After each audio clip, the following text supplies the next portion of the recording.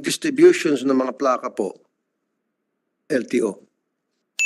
Yung concerns ng marami, yung delayed distributions ng mga plaka. Kumusta naman po? Updated na po ba tayo?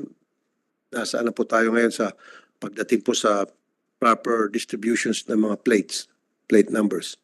Opo, Mr. Chair, updated po tayo sa mga plaka, Mr. Chair. It's just that pag napunta po sa dealer, dun po nagiging bottleneck sa mga dealer.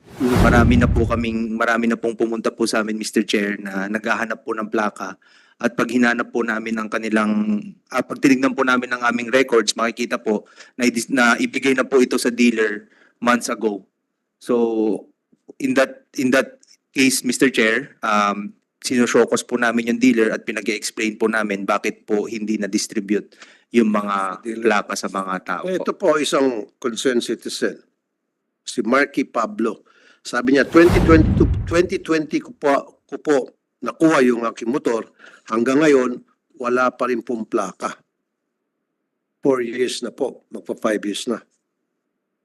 Mr. Chair, yung pong 2023 pababa, 2022, 21, dyan po yung mga backlog po ng aming motorcycle plates because of those problems encountered by LTO po dati. Okay.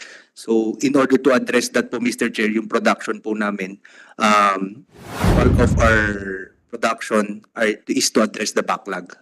Okay. Tapos, while we are addressing the current demand, I need to double check, Mr. Chair, kung yung 2020 motorcycles na nabenta po ng 2020 ay meron na pong Sir, plaka. gawa niyo ng paraan by all means at all cost na yung mga 2020 para nabili ng mga motorsiklo, gusto ko po na by the end of this year, may bigay na po yung mga plaka nila dahil sila po ay prone sa paghuhuli ng mga MMDA traffic enforcer or other traffic enforcement group.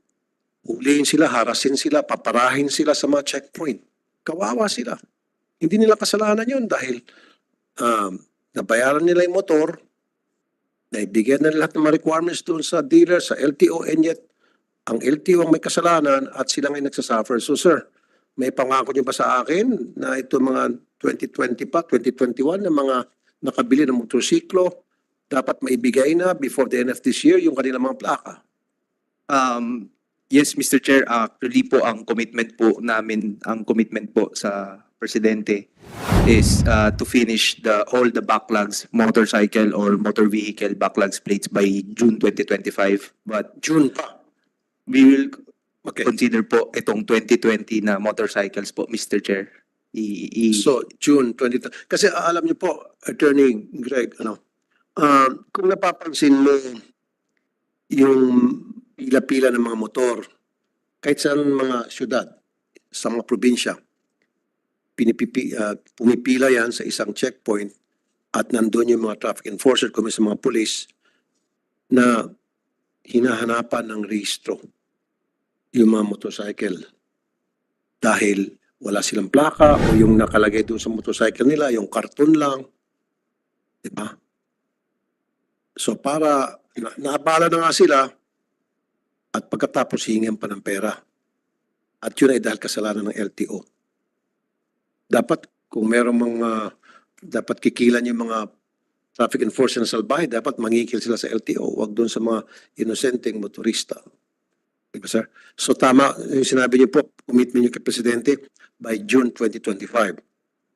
Opo, but we're doing everything po para po matapos po within this year. In fact po, meron pong nagbibid na po ng instead of procuring blank plates po, we are procuring finished plate para while yung aming pong planta gumagawa ng plaka, nagpo-procure na rin po kami ng tapos na finished plate na rin po.